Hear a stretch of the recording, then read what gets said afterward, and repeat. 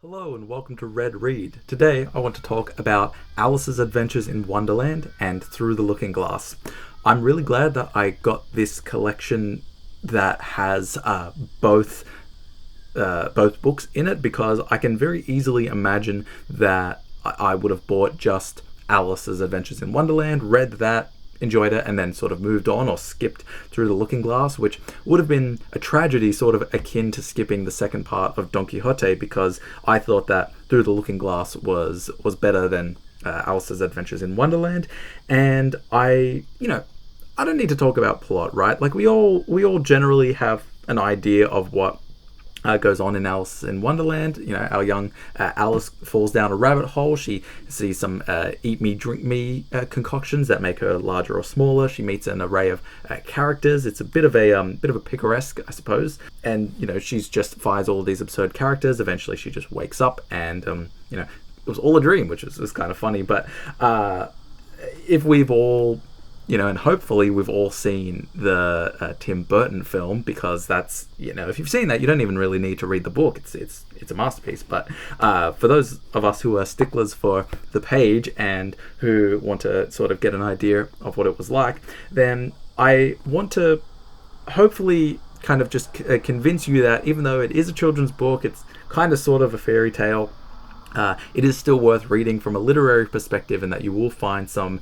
very charming writing in here. And so I'm not going to talk about the plot. I'm just going to jump to my sort of extracts and start reading those. I had a little bit of pause in the beginning of the video saying I was glad I got this collection or this edition.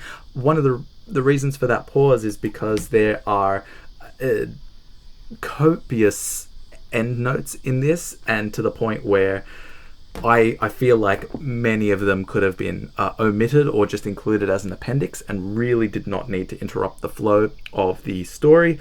Sometimes it's good to show like a little bit of a behind the scenes, but a lot of the time you would see a number jump back to the end note, stop reading, and then it would be, oh, this is a reference to the time when Lewis Carroll went canoeing with real life Alice and her sisters. And I was just like, anyway, there's another one as well where later on in Through the Looking Glass, in the poem Jabberwocky, there's something like every odd word or every unusual word has its own endnote entry, and I was just like, I can't be doing this, man. But anyway, I'll talk about that a little bit when I get to it.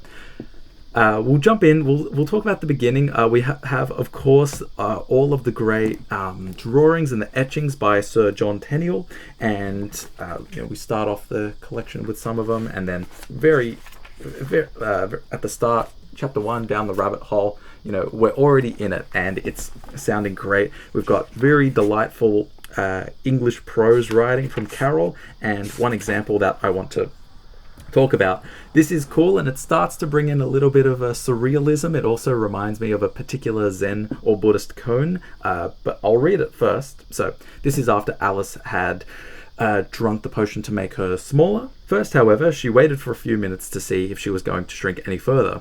She felt a little nervous about this, for it might end, said Alice to herself, in my going out altogether like a candle. I wonder what I should be like then. And she tried to fancy what the flame of a candle looks like after the candle is blown out, for she could not remember ever having seen such a thing. And that's giving me like, when you clap your hands, what's the sound that one hand makes? And then just like 2 paragraphs later, I gotta read this whole thing because it's so much fun. Come, there's no use in crying like that, said Alice to herself, rather sharply. I advise you to leave off this minute. She generally gave herself very good advice, though she very seldom followed it, and sometimes she scolded herself so severely as to bring tears into her eyes, and once she remembered trying to box her own ears for having cheated herself in a game of croquet she was playing against herself, for this curious child was very fond of pretending to be 2 people. But it's no use now, thought poor Alice, to pretend to be 2 people. Why, there's hardly enough of me left to make one respectable person. We get a little bit of hypertextuality, which I think was probably very revolutionary at the time. Of course, the tale about the mouse's tail, which looks like a mouse's tail. And sorry, because I can't really have it set to autofocus, I've got to hold it in an odd way, but That's sort of what it looks like. Here is just a sentence of absolute syntactical divinity. This is from the Duchess. Never imagine yourself not to be otherwise than what it might appear to others that what you were or might have been was not otherwise than what you had been would have appeared to them to be otherwise. And so another thing that surprised me, I guess it's in line for the fact that it's essentially kind of a dream sequence that Alice is having. I was surprised at how abruptly the book ends. We go from the court case where Alice is trying to sort of provide evidence for who stole the tart, and then all of a sudden everything just sort of explodes. The cards start fluttering like they're leaves, and then Alice wakes up, paragraph break, and she's just talking to her sister about the things that she saw, and then the book is over. And after that, I went straight on. I kept reading through the Looking Glass, and I want to talk. There is some real moments of magic in here, I think, from a literary perspective, and I just want to kind of read some of them. Before we get through, this is still in the first chapter. This is before Alice had gone through the Looking Glass or the mirror, and this is just another bit of fun. She had had quite a long argument with her sister only the day before, all because Alice had begun with, "Let's pretend we're kings and queens," and her sister, who liked being very exact, had argued that they couldn't because there were only two of them, and Alice had been reduced to say at last, "Well, you can be one of them, and then I'll be all the rest." We have the poem Jabberwocky, accompanied by a really stunning etching by sort of John Tenniel, and I'll just read the first kind of stanza of it. Another cool, quick metatextual thing, though, just in line with the mirror, is that the first time the stanza appears, it's actually reversed, and there is a fun footnote where I believe Carroll was inquiring on trying to get the whole poem printed in reverse, and the guy was like, "You can do it, but it's going to be expensive." And so he only did the first one. And then, actually, I'll read the first two lines, and I'll try my best.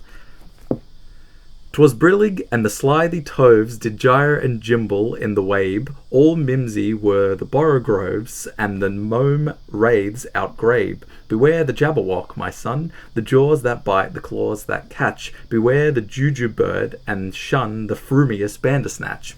And it's a little... so I know I didn't pronounce those right, or I'm sure I didn't pronounce those right, I'm just guessing, but... So the end note number that is at the start of Jabberwocky is 11, and then at the very bottom, it's on the word chortled, it's 29. So basically every odd word in this poem has an end note. So if you're curious on the etymology, you can go back. I remember looking at that and just thinking, I can't interrupt, I have to just read the poem and then read them all. One thing that is a little bit annoying about that is that it's part of the whole thing in Through the Looking Glass, where later on Alice meets Humpty Dumpty, and Humpty Dumpty talks about the poem Jabberwocky and explains it. The endnotes do have more context and more analysis, but it could have helped to maybe just postpone it so that you don't see this Finnegan's Wake-esque poem with something like 18 endnotes attached to it. I really like this turn. This is something when Alice is having a conversation with Tweedledum and Tweedledee, and they see that the king is sleeping. And in the first book, it's so obvious that everything, or it's so obviously implied that everything is Alice's dream. But Carroll kind of plays on this, where this is the conversation between Tweedledee and Alice. "He's dreaming now," said Tweedledee. "And what do you think he's dreaming about?" Alice said, "Nobody can guess that." "Why, about you," Tweedledee exclaimed, clapping his hands triumphantly. "And if he left off dreaming about you, where do you suppose you'd be?" "Where I am now, of course," said Alice. "Not you," Tweedledee retorted contemptuously. "You'd be nowhere. Why, you're only a sort of thing in his dream." Something a really kind of magical moment is in the chapter Wool and Water, when Alice is in the general store that has the goat behind the counter, or the old sheep sitting in an armchair. I'm gonna read something, and just I hope that Borges springs to mind, and it makes sense why I need to go back and find it, but why Borges had a kind of epigraph of Through the Looking Glass in one of his stories. I can tell that Borges would have been finding some of these moments pretty magical. The shop seemed to be full of all manner of curious things, but the oddest part of it all was that whenever she looked hard at any shelf to make out exactly what it had on it, that particular shelf was always quite empty, though the others round it were crowded as full as they could hold. "Things flow about so here," she said at last in a plaintive tone, after she had spent a minute or so in vainly pursuing a large bright thing that looked sometimes like a doll and sometimes like a workbox, and was always in the shelf next above the one she was looking at. And eventually, just in the story, she's looking and she stumbles across and finds an egg, and that leads into the chapter Humpty Dumpty. There is and I spotted this as well, and I did go back and read the end note of it. I was very surprised that Carroll actually sneaks a murder or death joke into this, where Alice says, "I never ask advice about growing," Alice said indignantly.